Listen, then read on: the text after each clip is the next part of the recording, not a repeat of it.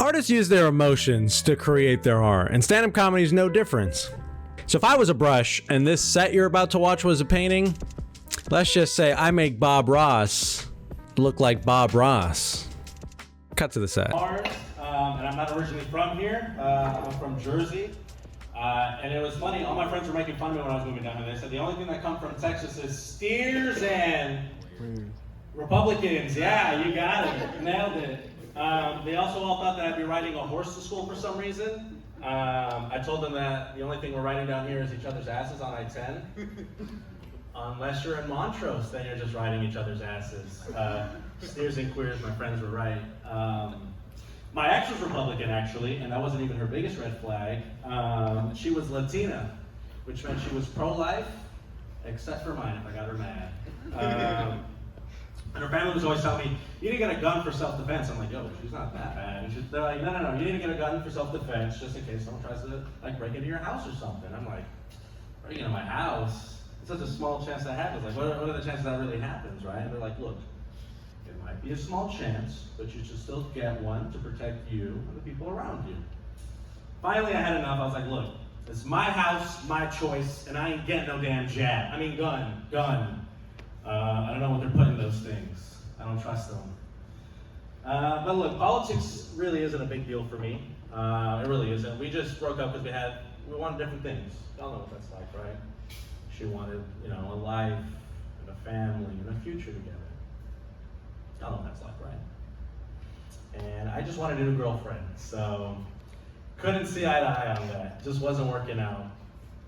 And no, I know I just spent the first little bit of my set making fun of Hispanic people, and I don't particularly look it. I look like a cartoon character about to go blow up a bank with an oversized bomb or something, right?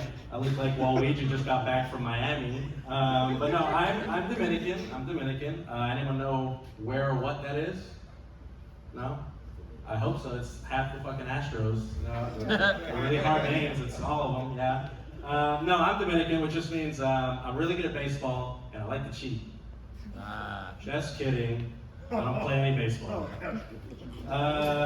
No, my name is Marcial Pimentel. My name is so Hispanic that I'm pretty sure I was profiled in the 5th grade. Yeah, because they put me in ESL and I speak perfect English. The only thing I think of is the teachers were trying to read my name and they were like, Valencia's hard. This poor boy's gonna need it. He doesn't even ride his horse to school. But man, kids these days are so different from when we were in school. Well, when I was in school, y'all look kind of old. From when I was in school, right? Like, I don't know what they're saying half the time. I don't know if it's just me, but like, they'll say shit, like they don't even speak in full sentences, right? They say shit like, she ate. I'm like, what is Xanax? Tide Pod? Or what else they say? They say stuff like, it's giving.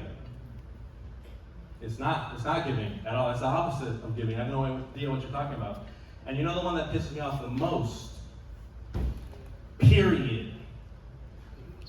I'm like, that's not even a fucking sentence. That's punctuation.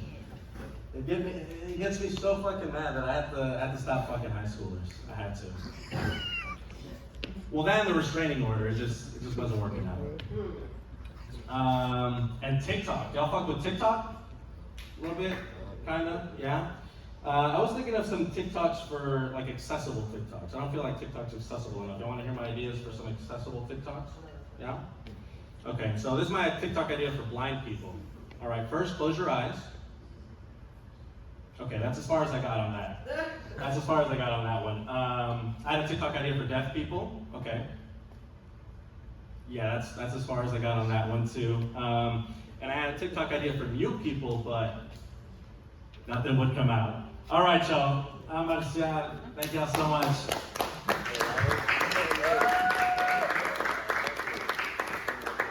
They just keep getting worse. Oh.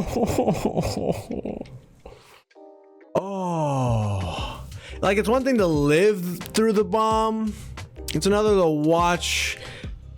Like, it's like if we had live footage of Hiroshima just There's a lot to unpack here. Before we get started, hey, welcome to the channel. I'm Mars. We just watched me eat shit for like 3 or 4 minutes, and if you want to continue watching and maybe see if I get better, drop a subscription and watch and follow this crazy journey. Let's get into it. One thing that struck me was the fact that I actually had different jokes. Like, I actually like put in like the Gen Z and the TikTok as opposed to the first 2 sets that I have. You could tell that I'm going through it, dude. I had more stuff than the last set. This had to have been on like a Sunday or Monday.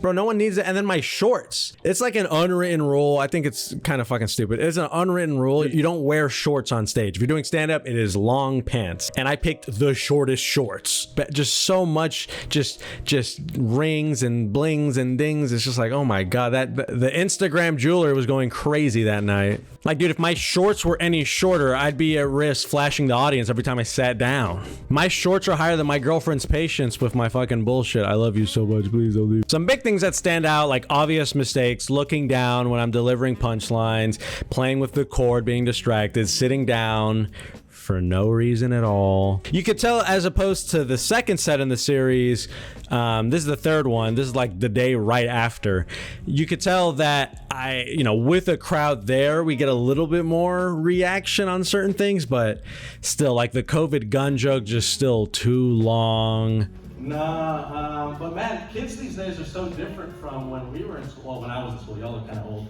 The jokes at the end, like the Gen Z and the TikTok. First of all, how funny is it that I'm like, oh, you guys are way too old, when in that video I had to have been like 27, 28, talking about how I'm too old for the young kids, but younger than the fucking middle-aged. Like, it's ridiculous. Obviously, I was trying to be cute and like antagonistic with the crowd, but it just comes off as like, dude, do you see what you're wearing right now? have you looked in a mirror recently? I look like a cartoon character about to go blow up a bank with an oversized bomb or something, right? I look like Waluigi just got back from Miami. But no, I'm Dominican. Yeah, the problem with these 2 sets, this one, the last one, is just it's almost like too confessional. It's like too personal, you know? It just reeks of like, dude, go call her. One thing that I guess I'm cognizant of when I'm like doing this set is that I try to switch up the rhythm. So for example, when I'm doing the like girlfriend different things joke, I like slow it down purposefully. I'm like, oh, we just want different things. And that's something that you could kind of take if you're like a comedian who maybe you get feedback that you're like too monotone or you don't like really have a lot of inflection. That's just like one thing that I noticed, at least I did well. I mentioned this in the last video. So this Dominican like baseball cheating joke. I'm Dominican. Anyone know where or what that is? No? I hope so. It's half the fucking Astros. Really hard names. It's all of them, yeah. I didn't even realize. So when I said it this time, I say like, oh, half of them are Dominican. And that's something I say now that I didn't even realize was something I used to say as just kind of like a throwaway line. So that was really interesting. I think I did that in the last one too. The last joke too, the whole TikTok thing, it's just, it's giving a lot of it. Oh no, I just said it. It's not giving at all. It's the opposite of giving. I have no idea what you're talking about. It's reminiscent of theater kids. It's very what is that, like, why am I acting out and trying to improv some weird act out? This wraps up the first 3 sets. It's like the lost tapes. Like, this is the very first beginning. Spoilers alert, I take another 1-year-long break, and then we get into the run that I would say is my, like, I actually start doing stand-up comedy consistently. If you want to see those videos, just keep watching. I'll see y'all in the next one.